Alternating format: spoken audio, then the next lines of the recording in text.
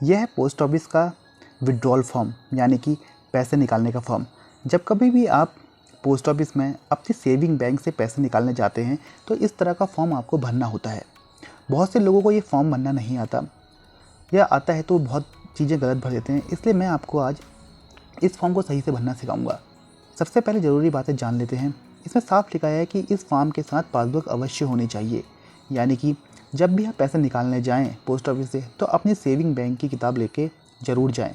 और दूसरी ज़रूरी बात यह है कि पैसे निकालने वही व्यक्ति जाए जिसकी किताब है। हाँ, स्पेशल केसेस यानी कि बीमार होने या कोई अदर केसेस पे आप संदेश वाहक या किसी और तरीके से पैसे निकलवा सकते हैं। वो आपके पोस्ट ऑफिस पर या वहाँ के लोगों पर डिपेंड करता है।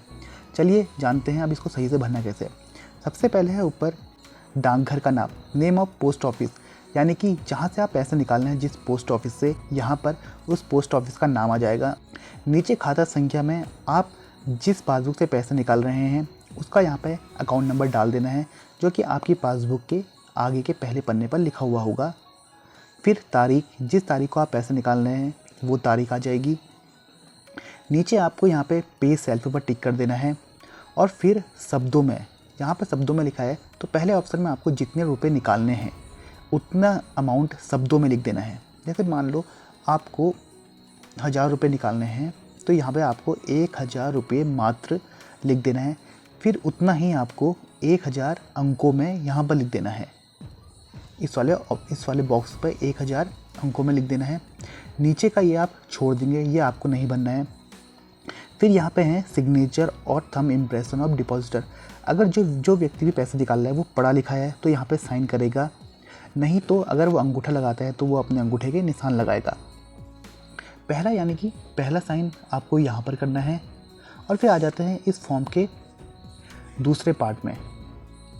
ये बेसिकली पोस्ट ऑफिस द्वारा भरा जाता है, यानी कि जब आप इस फॉर्म को भरने के बाद पैसे निकालने के लिए अपनी पासबुक देंगे तो जो व्यक्ति उस वक्त काउंटर पर बैठा होगा वो यहाँ पर उतना ही अमाउंट डालेगा जितना वो आपके अकाउंट से विड्रॉल करेंगे। साथ ही वो यहाँ पे पहले अंकों में लिखेंगे, फिर शब्दों में लिखेंगे और फिर डेट लिखेंगे।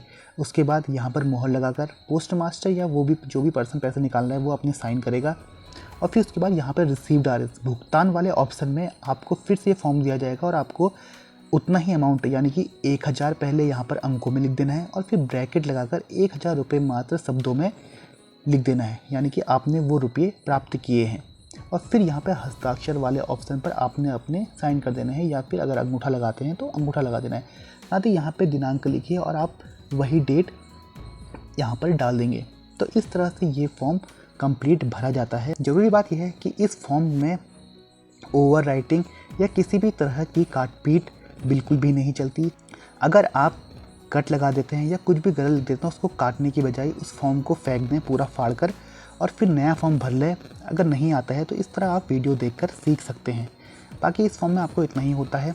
अंगूठा लगाने के केस में जो भी व्यक्ति अंगूठा लगाता है और साइन नहीं कर पाता है तो उसको पहले अपना अंगूठा लगाना होता है, साथ ही 2 जनों के और साइन लगते हैं, यानी कि पहला जो उसके अंगूठे को वेरीफाई करेगा कि हाँ ये वही व्यक्ति है, और दूसरा उसका गवाह होगा कि मेरे सामने ये पैसे निकाल रहे हैं।